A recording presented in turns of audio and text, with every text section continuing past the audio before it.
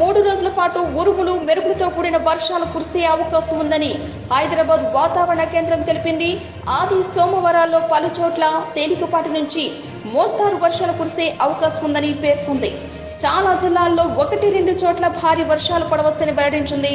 రాష్ట్రంలో పశ్చిమ వాయువ్య దిశల నుంచి కింది స్థాయిలో గాలులు వీస్తాయని తెలిపింది.